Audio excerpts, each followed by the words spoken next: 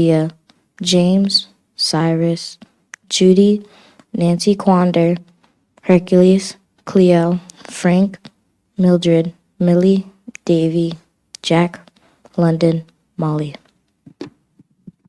James, Adam, Timothy, Nanny, Boatswain, Bartley, Phoebe, Jenny, Pat, Newton, Kate, Davy, Rainey, Paul, Elias, Irina, Fomason, Fanny, Betty, Jenny, Harity, Joe, Lucy, Nancy, Everly, Burwell, Jane, Will, Moses, Sandy, Caroline Branham, Judy, Esther, Caesar, Maul, Hannah, Guy, Barbara, Lucreta, Charles, Kit, Ags, Dalshi,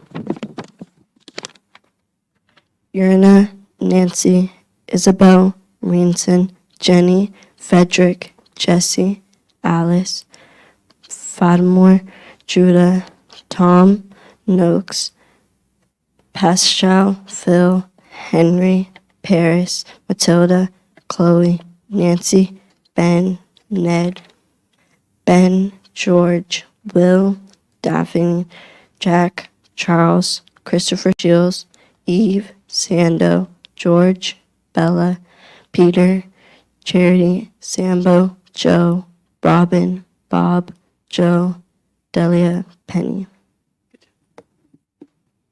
Anna, Doll, William Lee, Ambrose, Lewis, Ben, Grace, Peter, Kate, Will, James, Ambrose, Peter, Sabine, Rose, Jack, Israel, Glasgow, Troy, Tanny, Jack, Diana, Jacob, Guttridge, Duffy, Molly, George, Tom, Sis, Sando, Charles, Matt, Penny, Amy, Nell, Hickey, Sam, Suki, Doll, Ellie, Daphne, Samkit, Breachy, Andrew,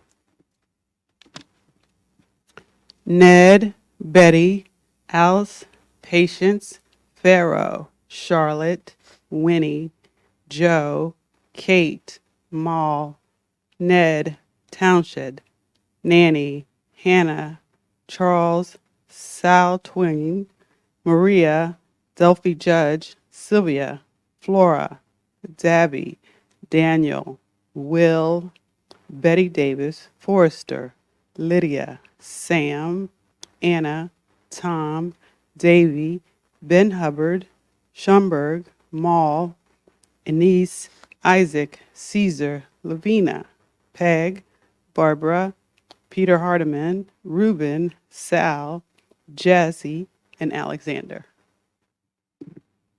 Lucy, Deborah, Spencer, Sylvia, Billy, James, Bob, Sue, Harry, Betty, Streppen, Anthony, Betty, Charles, Syphax, Daniel, Randolph, Will, Sarah, Tom, Matilda, Eddie Jones, Tom, Will, Molly, Abby, Lucy, Nan, Nathan, Let, Marcus, Hannah, Nellie, Cornelia, Nell, Sarah, Kate, Hannah, Priscilla, Michael, Cecilia, Maria, Jenny, Sue, Polly, Daniel, Robin, Lucinda, Daniel, Betty, Peter, Greg, Beck, George, Gunnar, Phoenix, Rose, Frank, London, Betty, Sims, Dublin, Joan, Austin, Daniel, Will, Cecilia, Penny, Rose, Richmond, Nat, Sarah, Peg, Sal Brass, Will, Mary, Hagar, Nancy, Alst, Sal, Moses, Wally, Daphne, Nace.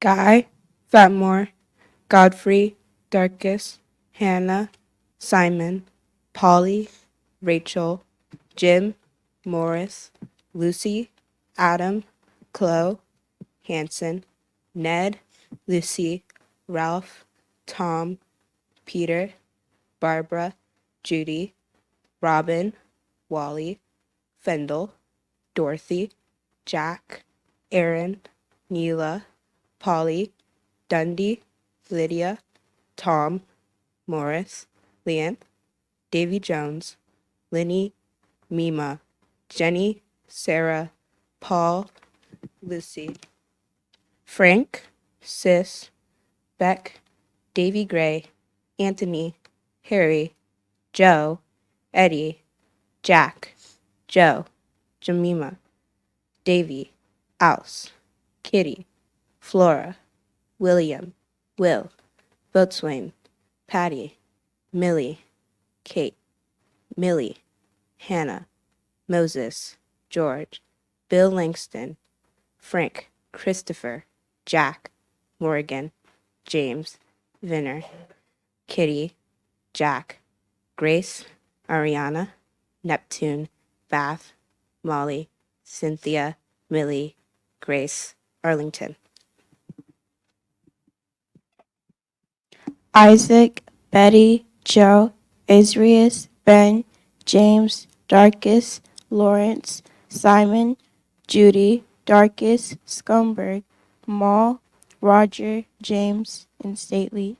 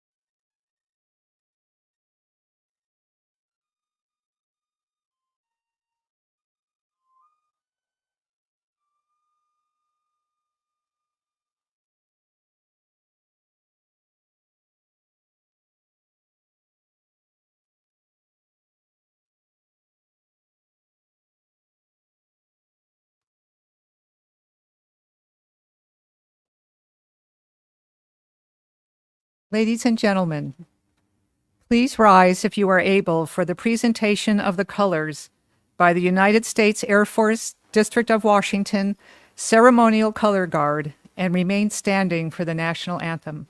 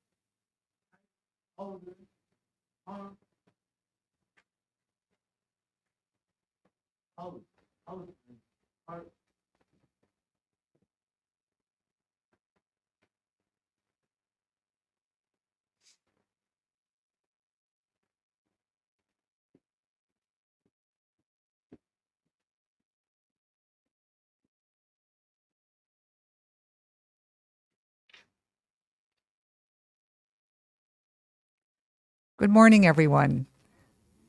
Please be seated. I am Margaret Nichols, the 23rd Regent of the Mount Vernon Ladies Association.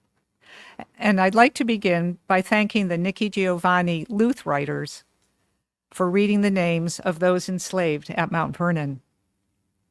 I am honored to be with you today, here for this annual commemoration of the Slave Cemetery and Memorial. Not only do we mark the anniversary of this creation of this memorial, but we also honor the long-standing partnership between the Mount Vernon Ladies Association and Black Women United for Action. This past year, we celebrated the 40th anniversary of the unveiling of the Slave Memorial with a gala dinner inspired by George Washington's enslaved chef, Hercules Posey. The gala raised funds to establish a research fellowship at the George Washington Presidential Library here at Mount Vernon to promote the study of the resilience, the strengths, and the contributions of enslaved and free Black persons from the 18th century to the present. I am delighted to say that the first recipient of this fellowship, Sherry Burr, is here with us today. The creation of this fellowship is another step to ensure that the contributions by the enslaved people are not forgotten, and that the lessons of history will become the roadmap to a better future for all generations to come. None of this would have been possible if not for three very special and dynamic women: Barika Porter, Sheila Coates, and Valerie Jackson, who, I must say, so beautifully and deliciously brought her vision of the Hercules dinner to an actuality.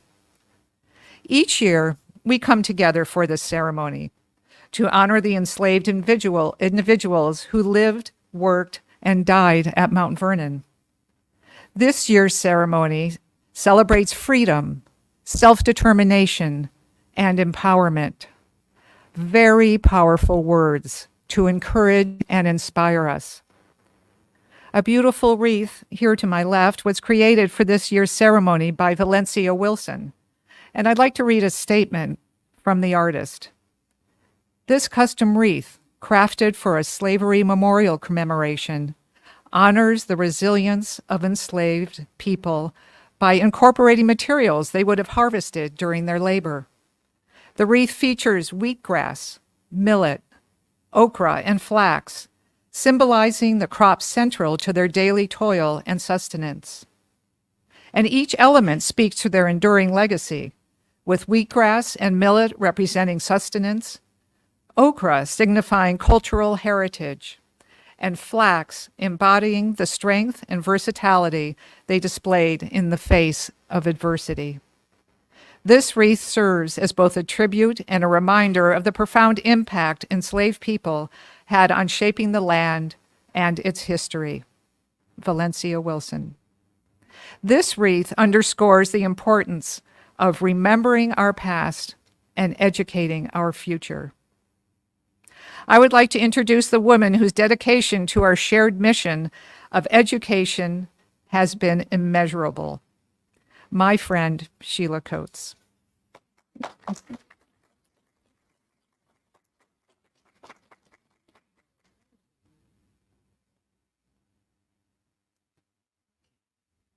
Oh, good morning, everyone. Afternoon, good morning. The welcome. And a lot of, I see you there. You said, am I going to do my usual? With all VIPs, please stand. Okay, everybody up. Everyone up, please stand, all VIPs, because everyone here is a VIP. So please stand. Oh, look, folks are still coming in. That's great. Please, welcome. And we do, this is such a joy, a labor of love. And now I can share with you. You may sit, please. This is so good. Welcome. And I will open with saying, why are we here? We do not want to forget why we are not here today to honor, and not only for the reading of the names of the enslaved, but we're walking on the hallowed ground of those individuals that you read. And so remember that as we go for the rest of the ceremony and throughout today. If you do not have an individual card of taking that slave names that we had earlier to pass out to each of you, we ask that you take the names of the slave with you. And as you go through this ceremony, to keep it close to your heart and the spirit of that individual as you walk through this sacred, as it said, hallowed ground. So those of you, make certain that we do have the names individuals so that you may take it with you. Well, first of all, welcome everybody, and here we go. Thank you, Meg, for that wonderful introduction. And for Mount Vernon Ladies Association, this has been a labor of love through the years. And I think it's close to 30 some years individually that we've been a part of the ceremony. It started with the elders. Most of them have gone on to glory, but it was such a labor. They look forward to this event that we are now continuing on with the third generation being a part of it. And before the end of the program, I'd love to just acknowledge that the 3 generations that are here that are a part of it. And so I want to thank you, Mount Vernon ladies. The partnership has been just extraordinary, and particularly the leadership of one individual who is not here at the time, unable to make it. I think this is the first that he's not been here for, and that's the CEO, Dr. Douglas Brayburn. So we want to definitely give all of the kudos to him for being kind of accepting of my vision and our vision about where we could go and take this absolutely, look how beautiful that is. It's just, you're just a part of it. So that we're continuing on with the elders that did in 1990 begin the first ceremony to honor the enslaved. And secondly, the staff of Mount Vernon, I do want to make certain that we recognize them. I know you usually do this at the end, but before we start, and I see the Vice President of Education, Allison Wickens, is here. If you could please acknowledge her. And then Tremia, is Andre here as well? Andre Burton, not yet? Okay, would you mind, ladies, if I just, because you're behind the scene, Tremia Jackson?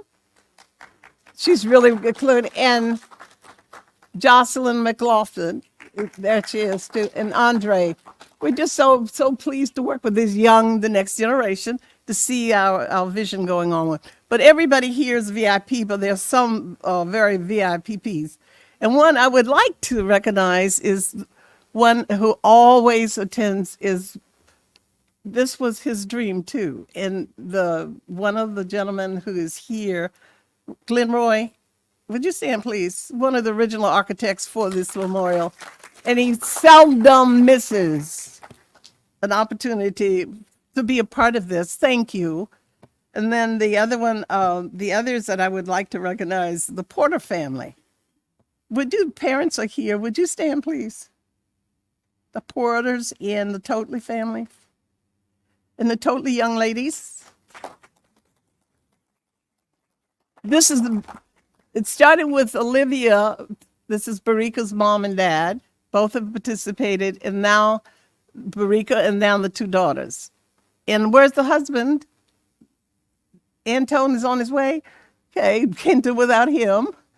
But other than that, I would like to ask again, all the volunteers who worked on this project, please stand. Let us recognize you as well.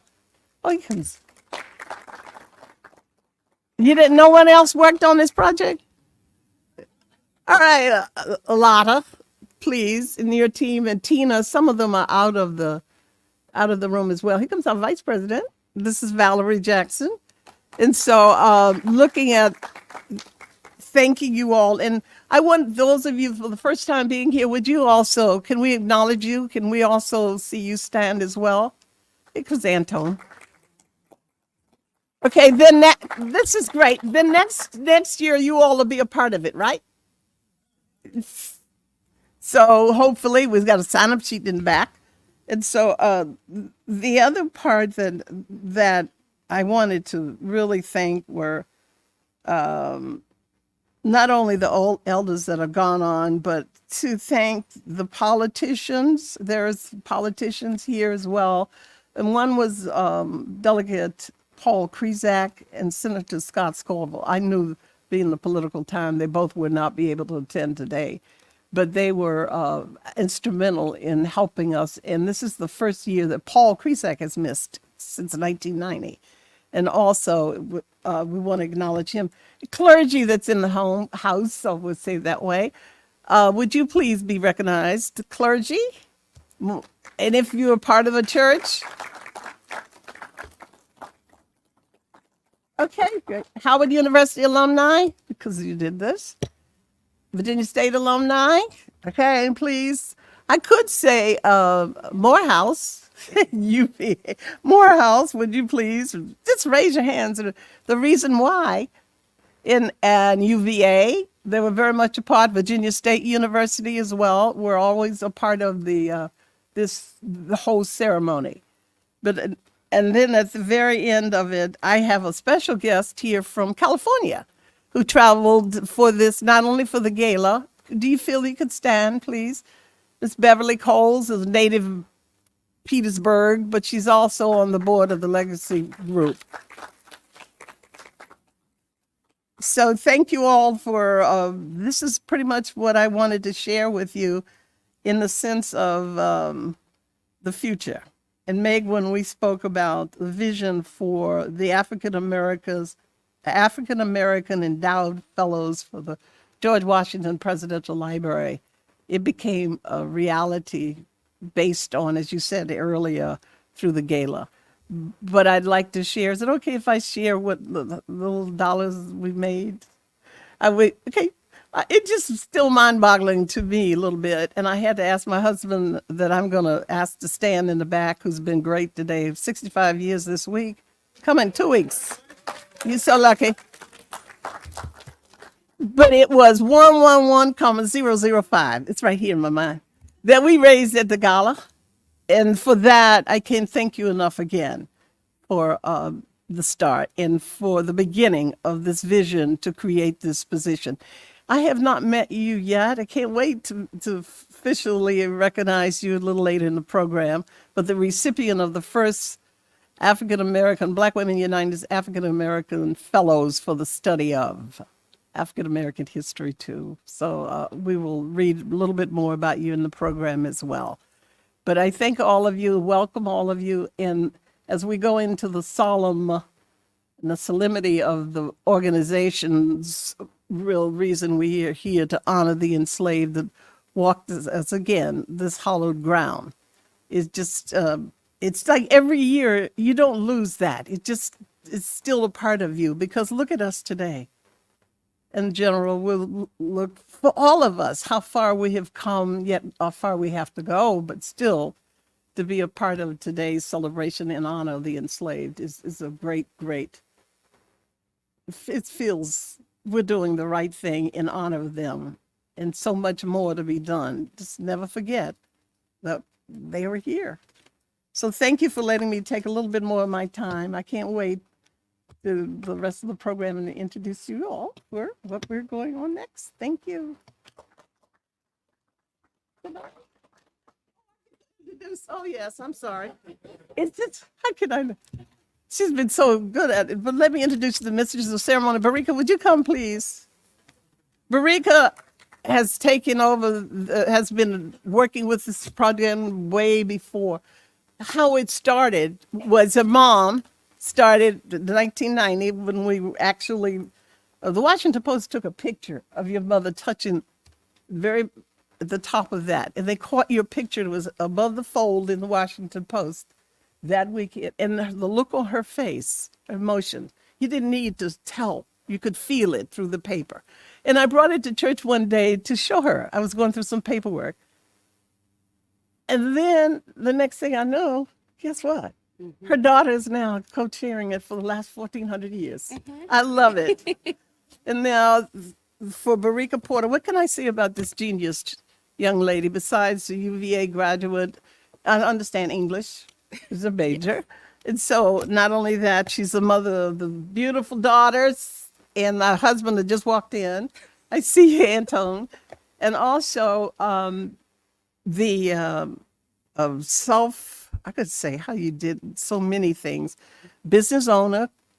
And she also was selected for Goldman Sachs out of thousands of future entrepreneurs to go through that program. And what else can I say about her besides being a genius? And she was the youngest deaconess in the church when I first met her.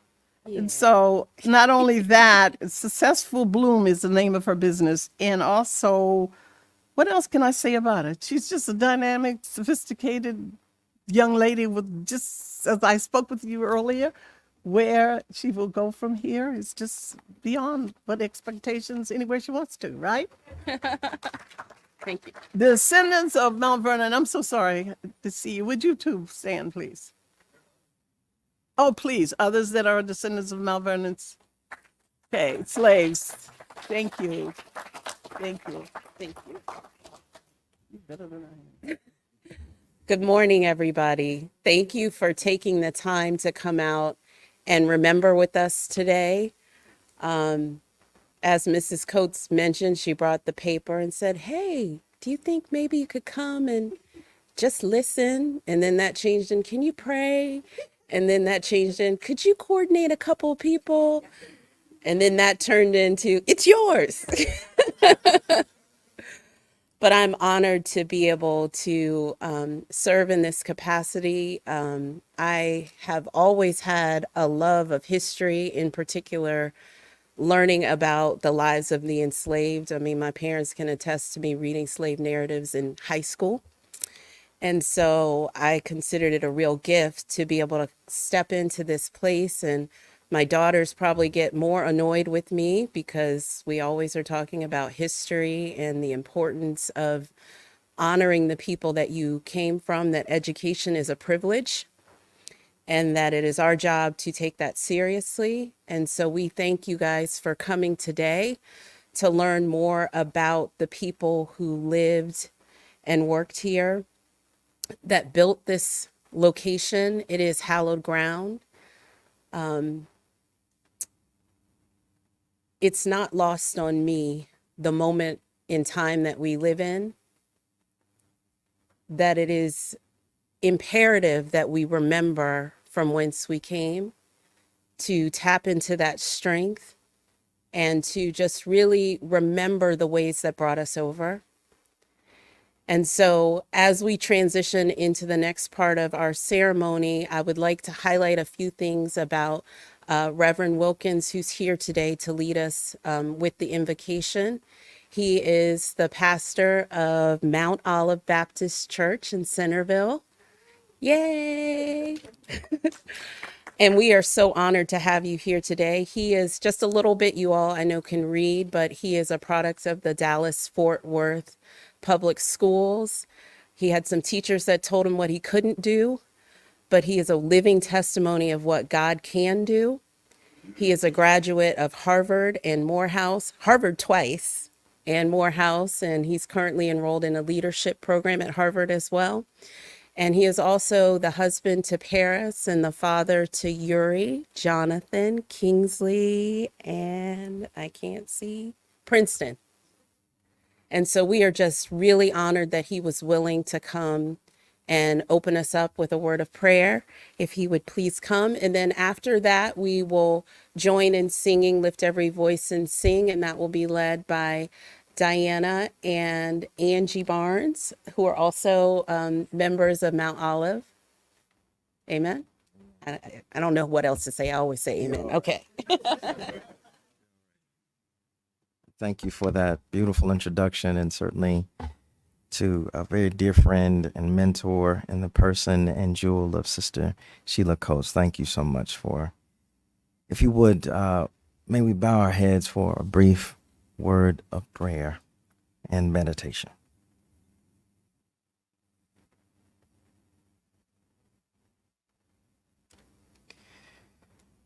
Almighty and eternal God, we gather today on sacred ground where the soil bears witness to stories untold and where the whisper of those once bound by chains rises still.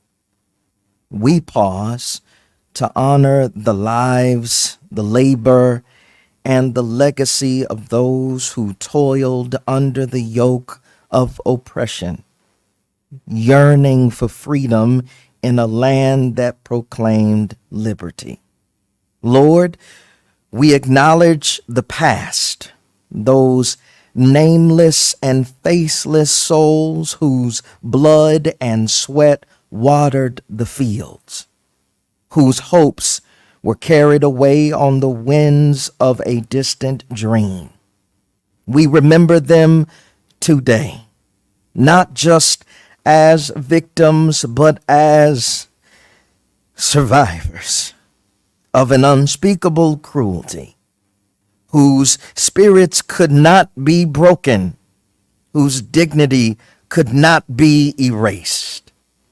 As Dr. King taught us, they marched not in vain, for we stand on the foundation they laid, ever striving toward the mountaintop they envisioned but could not reach. O Lord, in the present we stand as witnesses to their endurance. We acknowledge the progress that has been made, even as we confess that the road to justice remains long and winding. We see in their memory the work that is yet undone. Just as the prophet Micah declared, you have shown us what is required to do justice, to love mercy, and to walk humbly with you, our God. Strengthen us in this hour to remember that we too are called to labor for a better tomorrow. A tomorrow where every man and woman, regardless of race or creed, will be free in both body and spirit. And now, Lord, we look toward the future filled with hope, but also with responsibility. May the generations that follow us never forget the names written in the annals of struggle.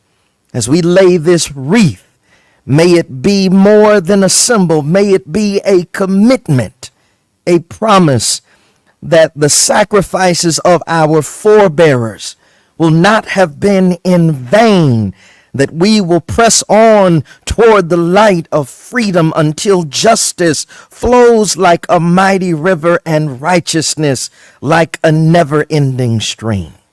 God of our weary years, God of our silent tears, bless us now with your presence. Help us to walk in humility, to work in unity, and to love in community, so that the dream of true freedom may not remain deferred, but be realized in our time.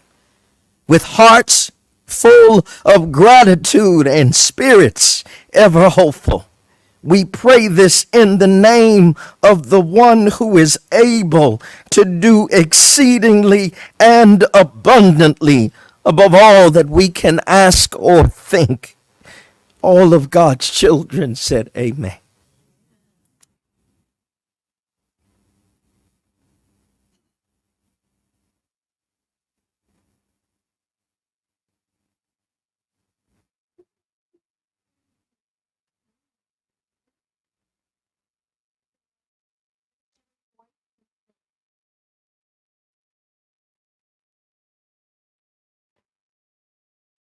If you can please stand. And join us with your amazing voices. And we challenge you when you get to the last verse, think about what you're singing. We always sing this, we just sing it. Think about what it's really saying. I'm always moved by this song, especially the last verse. So really sing, think about it while you're singing and sing it. Thank you.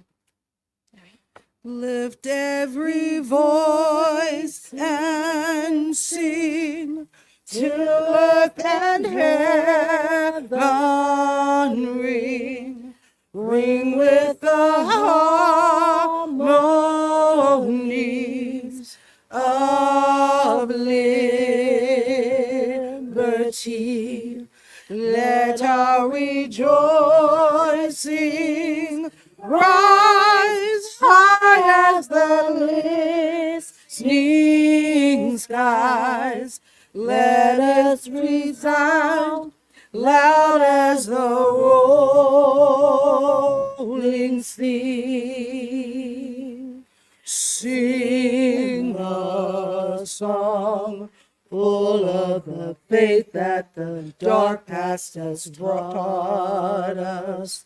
Sing a song full of the hope that the present has brought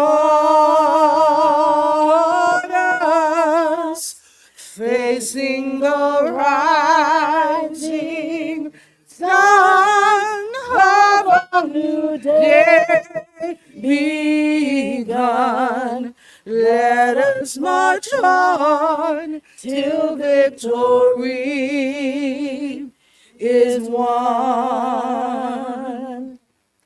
Stony the road we trod, bitter the chastening rod, felt in the days when hope unborn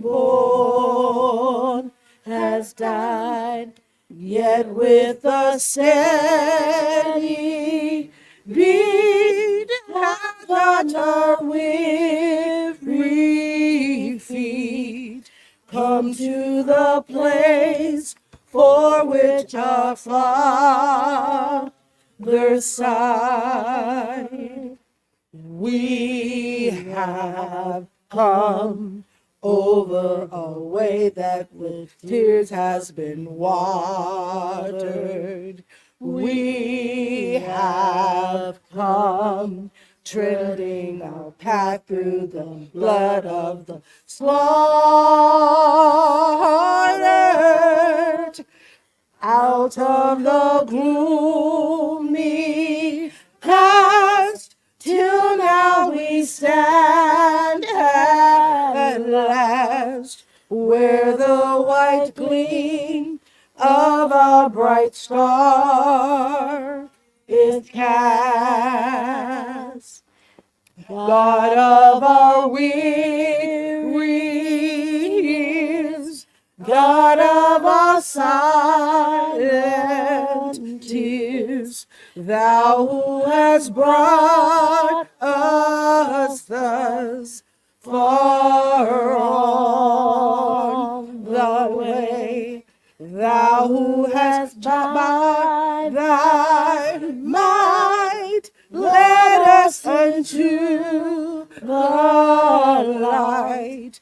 Keep us forever in the path, we pray. Lest our feet stray from the places, our God, where we met thee.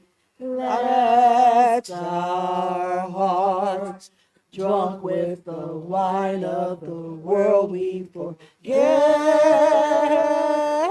thee. Shadowed beneath thy hand, may we forever stand, true to our God, true to our native land. Thank you.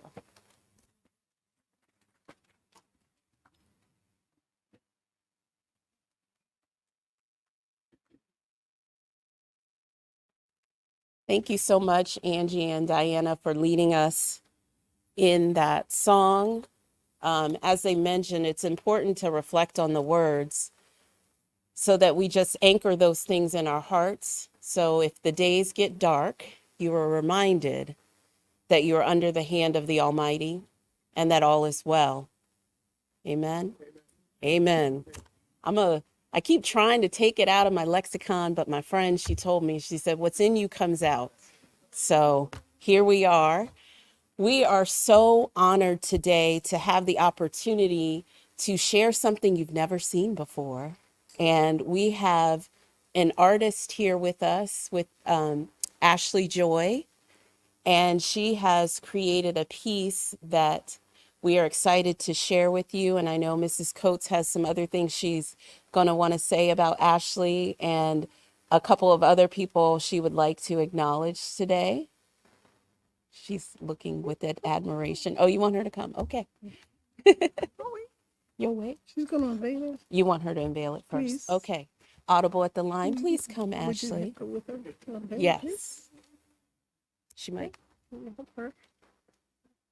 Everyone, this is a talented, gifted artist that came to us, and Ashley, you'll tell us about the art, what it meant to you while you were. Wow. You want to tell about it? Ladies and gentlemen, this is Ashley Joy. I'll let her share with you about what her feelings were when she created it and how she did and why she did. So I created this original art piece in honor of Mr. Henry Highland Garnet. And he was an influential African-American abolitionist, minister, educator, and orator, and a diplomat in the 19th century. He was born into slavery in Maryland in 1815, and he escaped with his family to New York, where he became a leader in the fight against slavery. Garnet is best known for his 1843 call to rebellion speech, in which he urged enslaved people to rise up against their oppressors. He also advocated for African-American immigration to Africa and later served as the U.S. minister to Liberia. On Sunday, February 12, 1865, on the occasion of Congress's passage on January 31st of the 13th Amendment, ending slavery, he delivered a sermon in the U.S. House of Representatives, becoming the first African-American to speak in that chamber. And Garnet's bold stance on resistance and empowerment made him a prominent figure in the abolitionist movement. So I created this piece in honor of Mr. Garnet, but also as a nod to the resilience of our ancestors. And as with much of my artwork, an element of the creation of this work is a reference to African Americans using the limited resources made available to them to create a dynamic and rich culture. So it's made not only of acrylic paint, also mixed media that I often use, glitter, gel pen, printed papers, rose gold leaf, watercolor paper, but also ground coffee, sweet mint from my garden, and bark from a tree at my home. And what I thought about as I created this piece was not only representing who he was as a person, so I have a book for learning, and the watercolor, kind of you can see on the side, made me think of the inside of a church home. But also, the thought I had while I was creating this piece was something that I've heard a few times before. They thought they buried me, but I was a seed. So it's supposed to be a nod to overcoming oppression and thriving, and it's to empower. So that's the piece.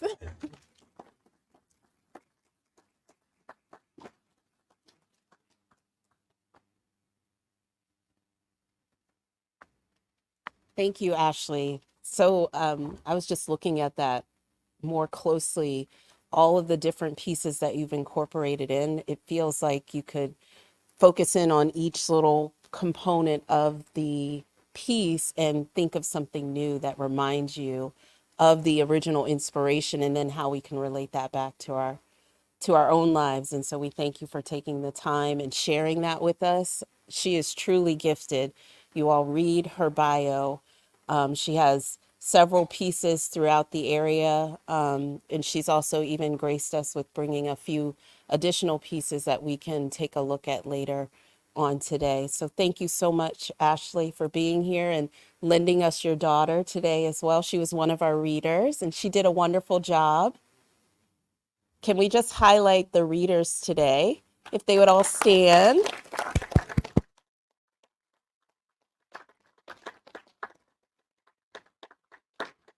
I think all of these young ladies are a testament to the power that we find in our communities of women that are willing to serve when called upon, even if it's maybe at the last minute.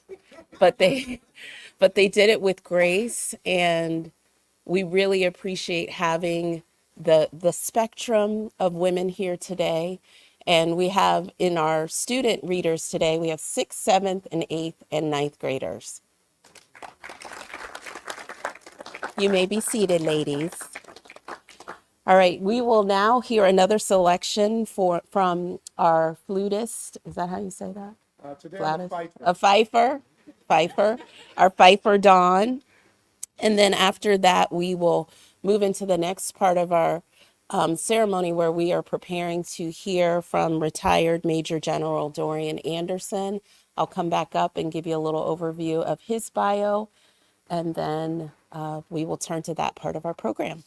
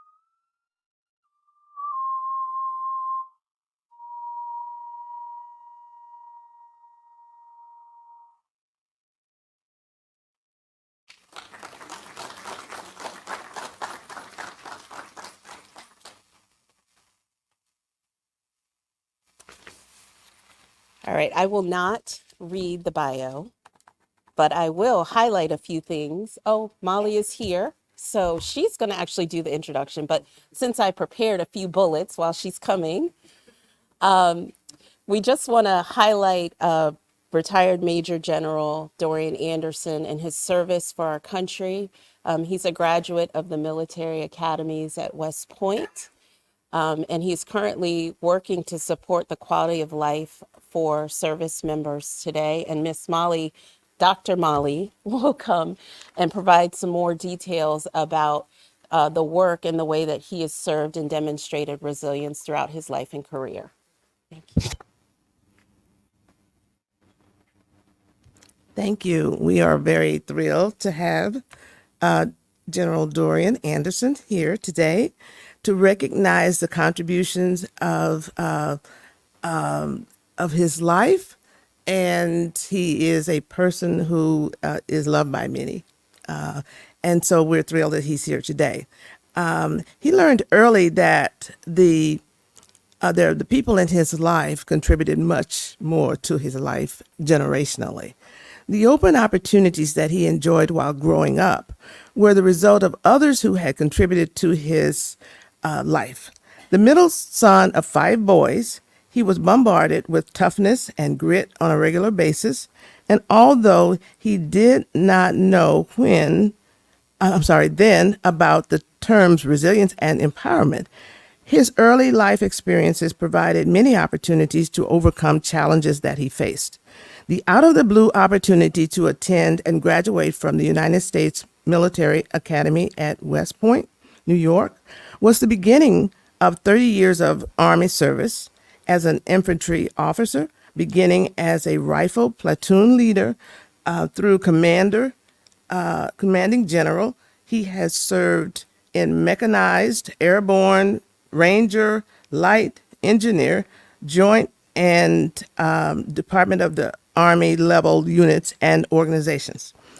His career culminated as the commanding general of the Army Human Resources Command.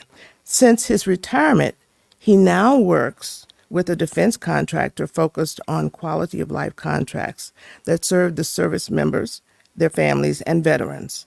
General Anderson holds a Bachelor's of Science degree from the United States Military Academy at West Point and a Master of Management degree from Webster University.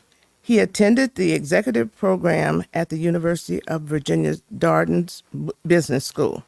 Growing up in an environment balanced with challenges to overcome, and as a military officer, he was able to utilize the strengths and resilience that he developed from his life experiences. He learned from the wisdom of older people in his life, as well as youngsters who crossed his paths, to include being a father of 3. Opportunities for developing problem-solving skills, managing time and energy, developing self-control, having a survivor mentality, strong faith, and developing strong connections are the core elements of building resilience. General Anderson embodies these qualities, and we are honored to hear his remarks today. Thank you for your service, General Anderson, and the contributions you have made serving your country.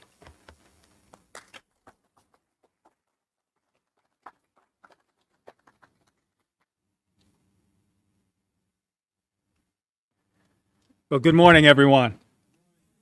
Or I should say good day because it's close to afternoon. So good day, everyone. I hope you're having as good a day as I'm having. And let me define a good day, a great day. 1, I woke up this morning. Not everyone woke up. 2, I knew my name. 3, I could get out of bed with no pain. And 4, I had something to do. The rest of the day is dessert. It's easy. And so I would encourage you to take on that mantle as we get up, because there's plenty of opportunity to grouse and, be mean or say negative things. But, the word tells us to think on things that are true and are honest and are good. And there's a reason for that, because how we think in our head impacts our physical body. And it was amazing to me, and I'm off script, but it was amazing to me just over a year ago when I was surprised by this. Well, I tell people I love the 21st century. And before I go on, I'm going to tell you that the people that came before me, their efforts were not in vain. And that's my report to you today, that their efforts were not in vain. And so I tell people I love the 21st century. And they go, why do you like the 21st century? I said, there has not been one boring day yet. I'm glad I don't write fiction, because you can't make this stuff up. I'd be out of business. And the day I thought I was going to have a boring day, the doctor said, Mr. Anderson, we think we're going to have to perform quadruple bypass surgery on you. And I said, what? You got the wrong room. I feel fine. I've taken care of myself. I eat well. I'm not supposed to have clogged arteries. And now you're telling me you're going to split me wide open and do all this stuff. I want a second opinion. And I went in prayer. And you can ask God straight up questions. God, what's up with this? And he said to me, inside I could feel it. And it wasn't audible. Hang in there. You here for a reason that's bigger than you. And so when every person that came into that room, take my blood, you know how they do when you're in the hospital, I was awake for them. I asked them their name. What's your name? Where you from? How you doing today? Because some of it were selfish because when they work on me, I want them to be having their best moment. Right? So I'm not going to give them a hard time. I encourage them. And I will tell you, my experience there in that hospital was very positive. I never had any pain. I had some discomfort, but no pain. They were amazed. And the nurses would call people out of the hallway and say, look at him. How old do you think he is? And the second day they did that, I said, well, wait a minute. Look, if you're going to play games, I won't just put some wager on here. Let me at least make some money off of this, you know. But I'm being playful. But it's not for me. I accepted what was happening and listened to what I was fed and encouraged every person that touched me or came near me. Not for me, because that was my task at that time. And I got to witness to several people. Several people's lives were impacted as they said, I think I want to be like you. And I was able to show them the word and say, really what you want to be is that, because that's what you see. You don't see me. So, at any rate, I was born in the great state of Indiana. I don't play basketball very well. I could foul, I could dribble, I could hustle, but when it came to shooting, I was always the last one. And sometimes the team would rather go without me. I had this great opportunity, came out of the blue. I did not know what West Point was. I thought Army Navy was these two guys, you know, Army guys and Navy guys playing football on TV. I didn't know it was an academy. And when they explained it to me, and they explained the part about, well, you get paid every month, I said, well, let's talk about that pay part. Because I was looking for scholarship money. Because in our house, Mom was very clear. My job is to get you through high school. After that, you on your own. And oh, by the way, you are not welcome here anymore. And so I got this fantastic opportunity. I had no idea what it was other than, well, I think I can handle somebody yelling at me. I'm getting plenty of that where I am. I can handle people being mean to me. I'm kind of in that environment, and to include being mean to myself. So, well, let's just give this a try. And I made it in. And 3 weeks later, first time we got a chance to use the telephone, I called my mama. Mama, I made a mistake. I think I'm going to hurt somebody. And so I think I want to come home and just go ahead on up to Purdue. I had a scholarship to Purdue as well, academic scholarship, and Anderson's great plan. We all have these great plans, right? I wasn't even serving God. I had been saved as a child, but I didn't walk it.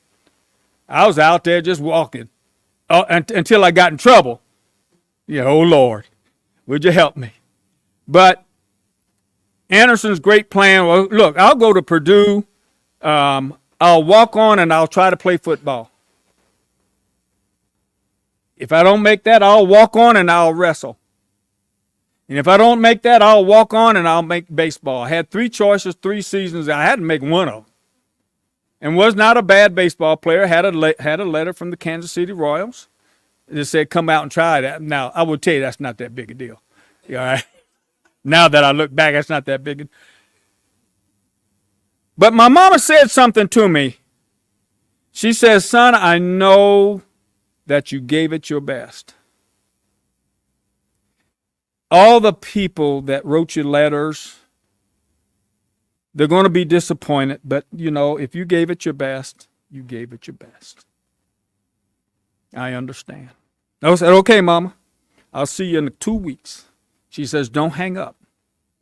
I got one question. Yes, ma'am. Where you going to live? Well, Mama, I'm just going to be home a couple of weeks. Oh, no. Your space is gone. You are not welcome here. You can go live with your dad if you want to, but you can't come home. 2 years I did that same conversation. And finally it caught on. I said, I think I can do this. And every day after I got into the Army, and I wanted to be an engineer, I wasn't high enough in the class, so my second choice was infantry. And sometimes your second choice is what you called to do.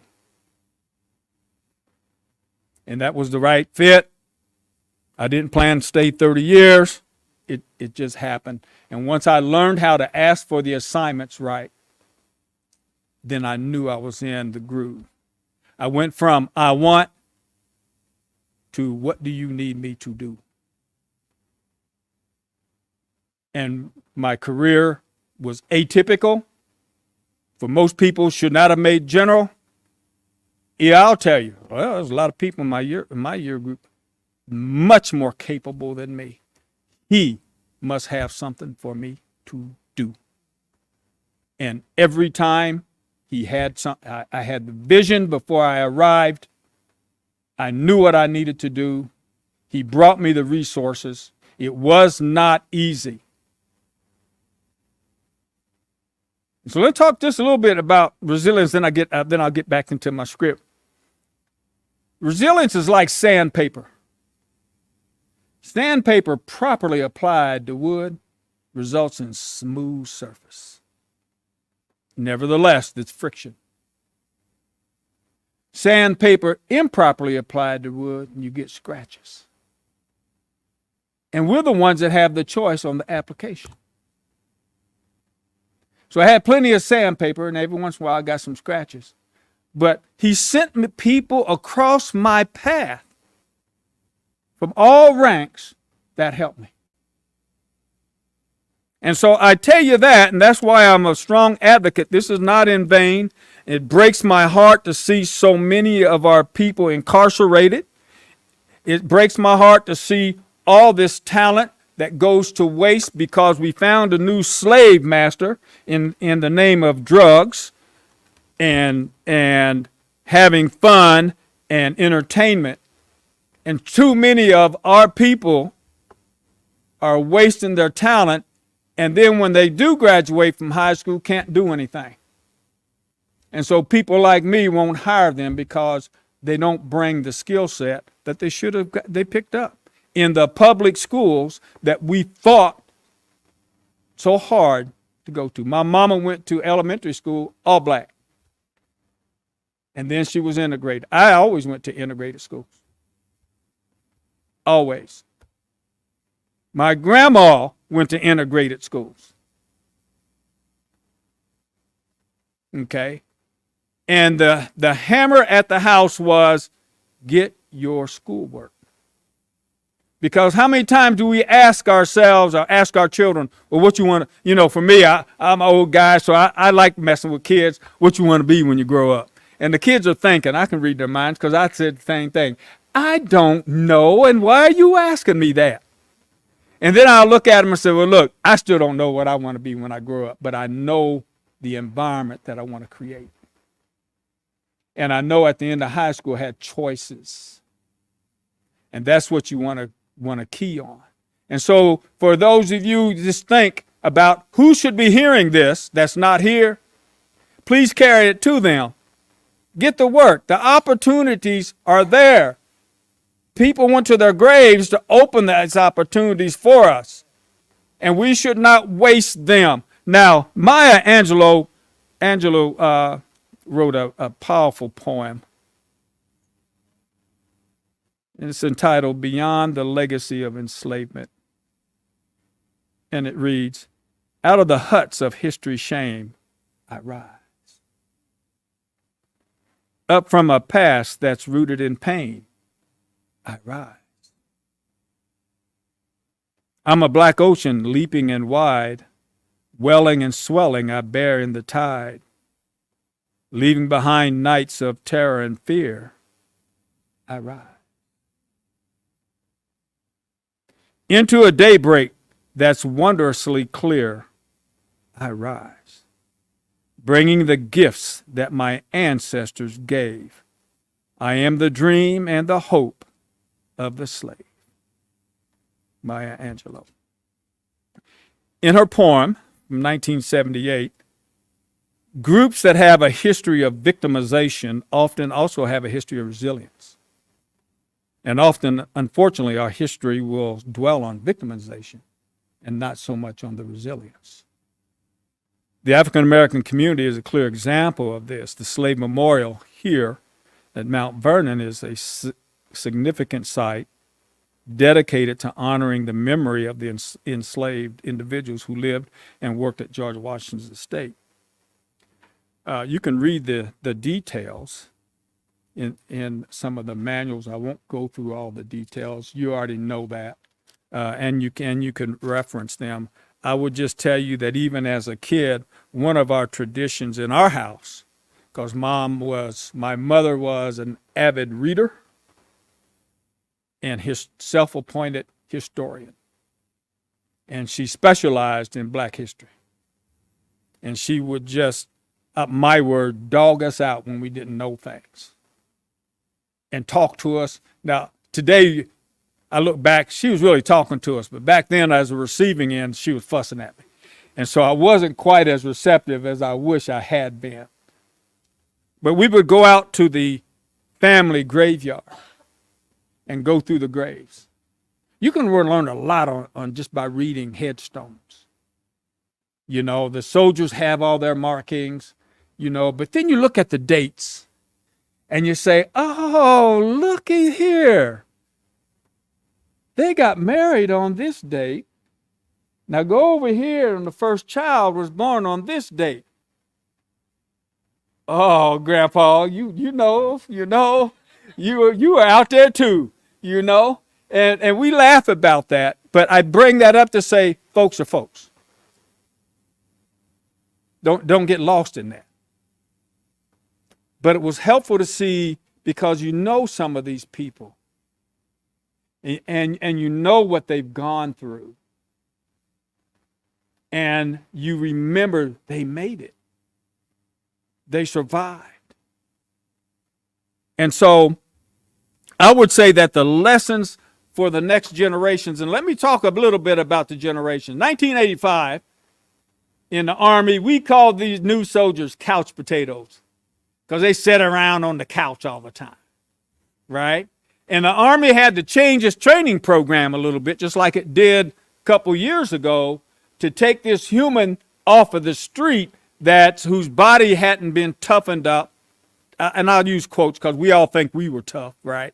All right, and readjust it because they were breaking their bones too soon early in the training, and so they had to toughen them up, and then have what we nicknamed called the bone crushing events, the challenging, the physical fitness events, the hard challenging events. And so, and that way they would survive training. Whereas when I came through, you did the bone crunching things up front to see how tough you were. Now fast forward to our last 20 years of war. Those couch potatoes were the senior leaders in our military. And I think they did a fine job, don't you? I think they did a wonderful job. And then the generation that came after them, who sustained these 20 years of war, they did a fine job too. And they're still doing a fine job. And of course, I lean towards the military because that's what I did. And I couldn't help it because my grandfather was a World War I veteran. He fought for the French because our great nation, the all-black units, couldn't fight for our nation. So they pushed them over to France. That's how France got so many black folk in there, because not everybody came home. True. And so he knew how to read and write. And so for the rest of his life, he took care of the soldiers in that area. He would fill out their VA forms. He'd get them into the VA. He'd write letters to the congressman. He stayed involved with them. And I watched him. He would do their taxes. And I can remember them coming in and hearing him say, put your mark right here, X, because they couldn't write. You fast forward now, we still have some folks now coming through our public school system cannot write. Now I know they don't necessarily teach them cursive anymore. That's not what I'm talking about. But they can read, cannot write, cannot express themselves. I will tell you, I believe that's a minority of the people coming through. If you believe what's written, it makes it sound like everybody's that way. Where if that's true, then they wouldn't be in the Army. Because, nowadays to get in the Army, it's not your last choice. If it's your last choice, you probably not qualified.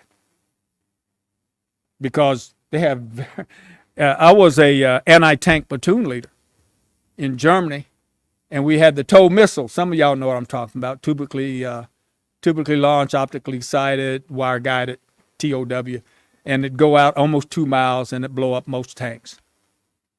Okay, it's a missile. It's complicated. I couldn't have anybody on the missile system that couldn't read and reason and understand and know that when you pull that trigger, 1.6 seconds later, you're going to get blast of heat, dirt, and scunion blowing in your face because that's the launch motor, and that you are aware of it. And you had educated people, and now they're flying those drones around.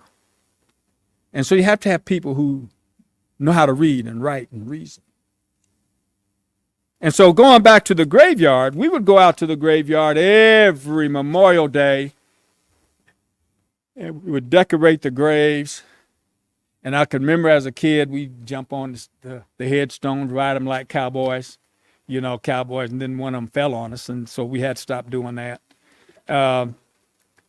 But sometimes we would sit there, and Mom would have us listen.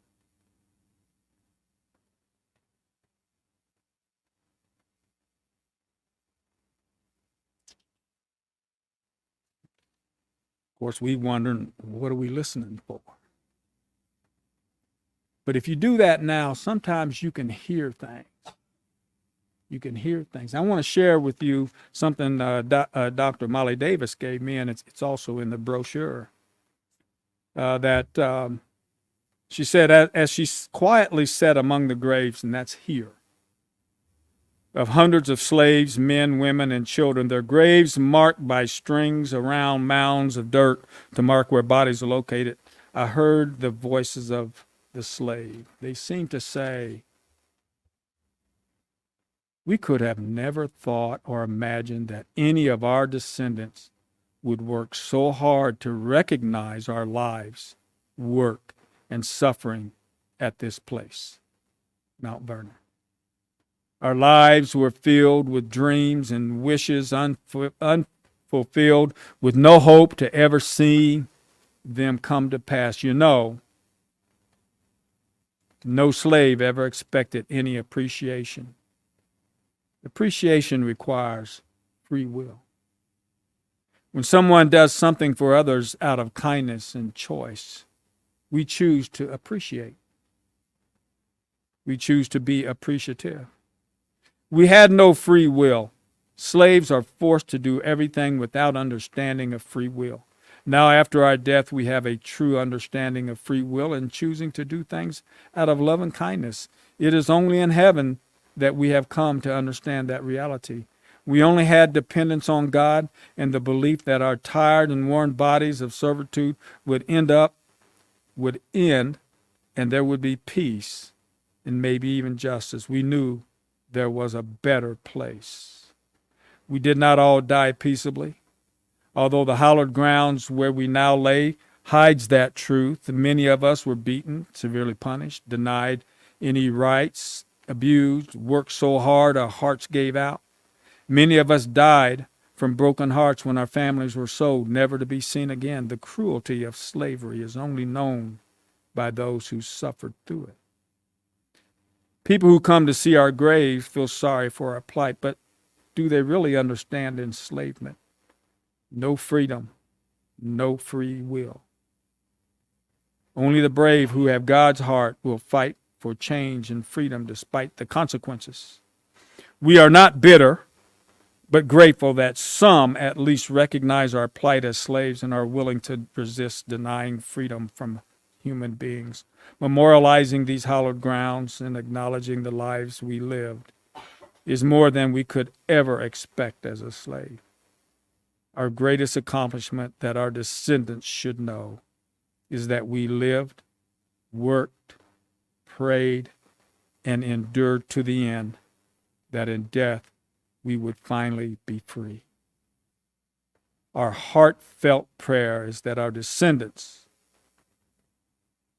that be us, would one day know freedom and free will that was not available to us. Our prayer would be that God-given freedom would not be taken for granted, but cherished and available to our descendants, and they will do everything they can to preserve that freedom and never give it up.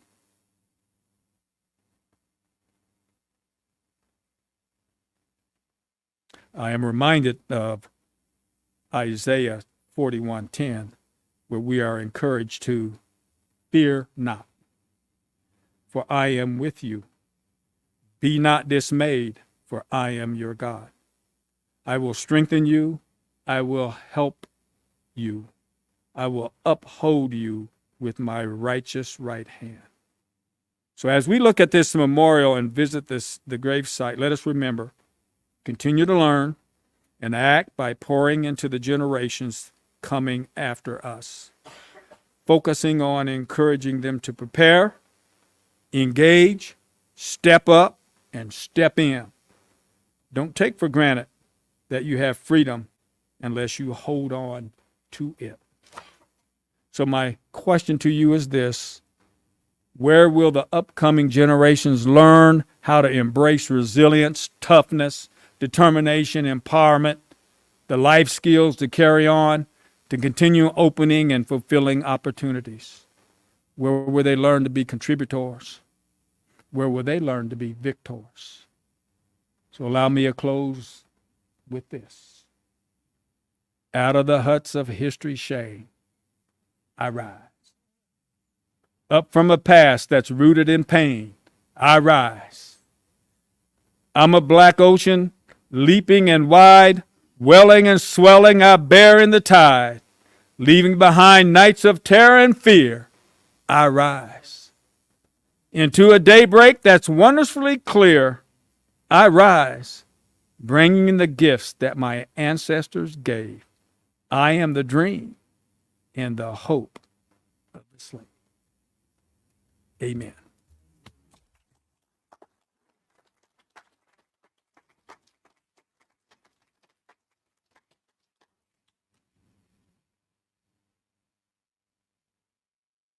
Close out with some music.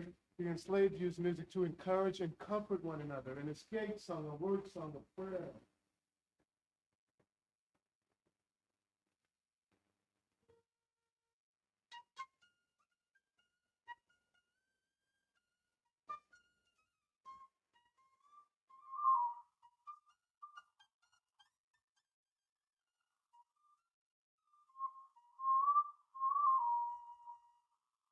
Sing a lot, Miss Coates. Freedom over me. Oh, freedom.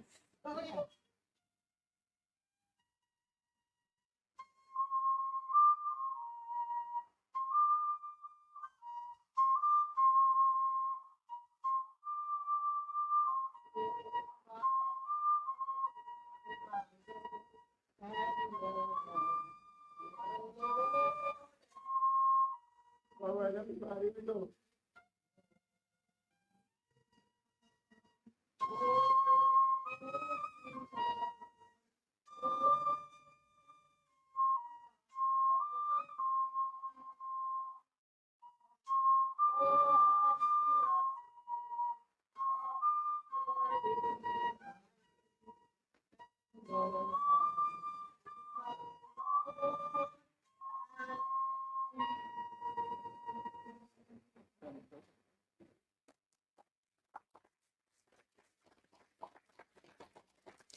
Thank you, Don. And thank you, General Anderson. Your wisdom shone through. We thank you for encouraging the next generation to be contributors in the value of education and the lessons that you learned along the way. We thank you for your time today and sharing what you had for us. It's not by chance that you're here. It's not by chance that your life was ordered in the way that it was. And we give thanks to God for you. We thank God for everyone that has come out here today to remember with us. It is such a critical path that we're on, a place where we are together, where we are mindful and intentional about taking the time to consider all of the many ways that we benefit. As General Anderson said, it's what a great time to be alive. When you think about all that we've seen today, that children can read, that we have a reasonable ability to consider that they're safe here, that people can create, that they have space and time to think about, what do I want to create today? That's a wonderful gift that when we come here in October every year, it's a reminder that those that went before us may not have had as much time and space to think about what they wanted to create. But even in the midst of that, they created lives that we can reflect on and we can be grateful for, that we came out of a people that decided they were going to give it one more day, that they were going to lift up their heads, open their eyes, and do the tasks that were before them, even in the face of misery. These are the moments that we are called to remember and consider and keep close to our heart, not as a place of shame or depression. It's really a place of joy. That is the gift that we give to the world. When people lose hope, we give a reason for why we have hope. We have evidence that hopeful people lived here, that hopeful people thrived here, that they built families, that they built community. That's what we have here today. And so we're reminded that the importance of community no longer looks all the same. It consists of a variety of different people. And I would encourage you today to remember the reasons why we come here together, the reason why we're on earth here today and in this season. It's not by chance. We have experienced something different, and it's our responsibility to share that with others, to encourage them to see that this really is the greatest time to be alive. This is one of the greatest places on the earth to live. The opportunities are endless. Yes, we know it's not perfect. But as General Anderson said, we have an overwhelming abundance of opportunity to make the most of this place that we call home. All right, off script. Okay, back to the program. We really would like to take this moment to really thank everyone who's participated in making this service unique. I know I drive Jocelyn and Tremia crazy every year, and Allison before them, because what I've learned over this time of serving is that the planning part is very important. It's necessary. But the beauty of this particular event is that how everything comes together, the right people fall into place in spite of my best laid plans. I won't even go into all the changes we had in this week, but I consider it growth because I wasn't crying. I don't think I yelled at my family. I mean, we sat and we watched TV yesterday. I was like, what is happening here? Because it always works out. And so I want to thank you, Don, for stepping in and being willing to serve. Don is always willing and excited about this program.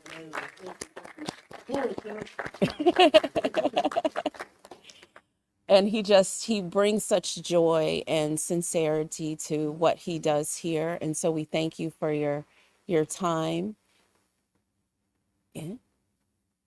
Okay, well, Miss Coates is going to come up here because she's mouthing things at me and my eyes are getting older, so I don't see as well as I used to. Come on up here. While she's coming, we would like to acknowledge the first fellow in the Black Women United for Action fellowship that we helped establish. And we're so excited to have you. I know you're not planning to come up here, but you can come. We won't make you say anything. Thank you. I know over the time wise. I'm so proud of you. Thank Ladies and gentlemen, this is our first recipient of Black Women United's Legacy African American George Washington Presidential Fellows from Study of. This is so exciting for us, Dr. Davis. Yes, and we were sitting here thinking we would not get the opportunity to have you here in what you were studying. We'll learn more about it. But on October 24th, noon, you will be officially introduced at a brown bag luncheon, a lunch. So we welcome everyone here. Please sign up. I think there's a sign-up sheet in the back for that. At the library. At the library, of course, it'll be at the library too, but it's also on the website, I think. Yep. So we're so proud of you, so we can just hear her speak about what she's studying and fellows. And I'd like to say it's one of the great honors of my life to be here, to have this opportunity to do this study at a place where it's the only place this study could be done. So what I'm doing is I'm comparing what happened to the lives of the enslaved population that George Washington arranged to free in his will, 123 individuals, versus those who were called dower slaves who came with Martha Washington, and they didn't receive freedom for an additional 60 years. So I'm comparing the generational impact for families for those who were held enslaved an additional 3 generations. And so this is such a great honor to have this chance to do this study at the Washington Library, which has amazing resources. And I'm so proud to be here with you today to share this wreath laying ceremony. I am super honored to meet Mrs. Coates. No, it's all of us. So It's the thank village. you so much, all of you who contributed to this fellowship. I'm very honored and I'm grateful. Yes, thank you. And we're ongoing raising funds for it, but I just have to tell this one. The first gala, many of you attended the gala for the announcement of this position, and that we raised 111,005. Know what that means? 111. I had to ask my husband to show me what, read it for me. I'd never seen Black Women United. We raised from the gala 111,005. And then 3 months later, we get this letter. We have been awarded 500,000 for this study of it, and we're in the process of that. So you'll hear more about that too. So thank you all. Except, Valerie, you weren't here when I had my moment at the microphone. Introduce. But I was so impressed with your, I like to call pitch on that dinner. And as I said, and you miss it, it was the most delicious, most beautiful evening. And I'm still wearing it. So thank you. It was just really wonderful for coming up with that idea. Yes. So look forward for another one in a few years. We'll always continue. Thank you. Thank you. Thank you.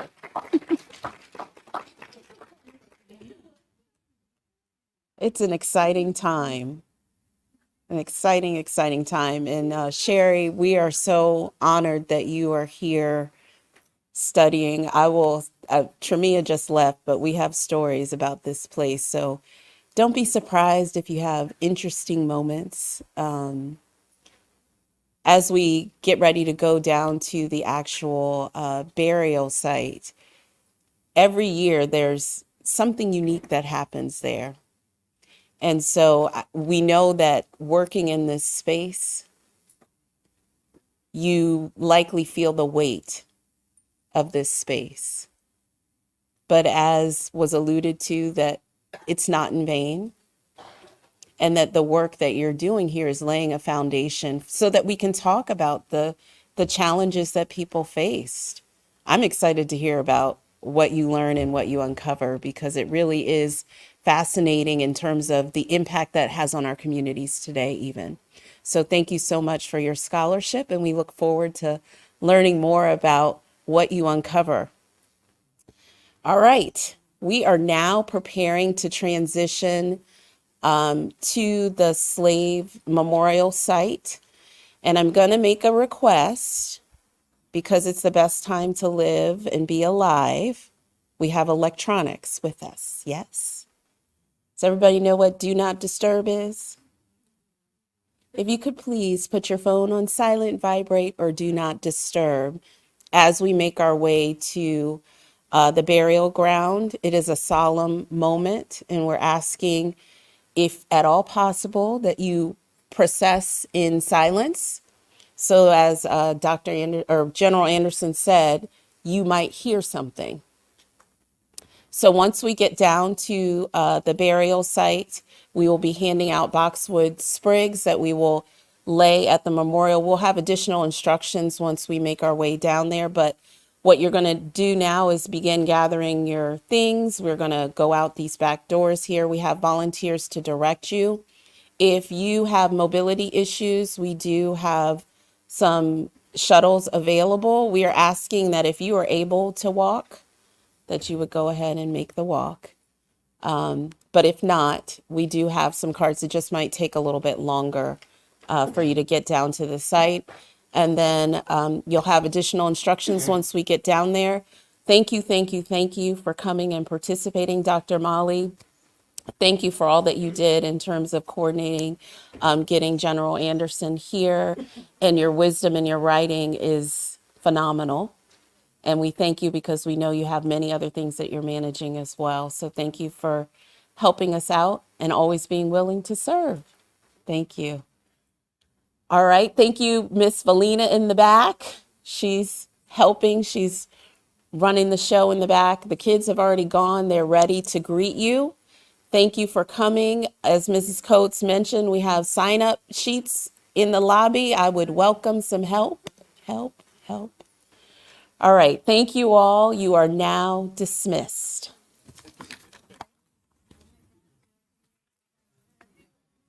Oh, okay. Oh, yeah, there you go. Yeah.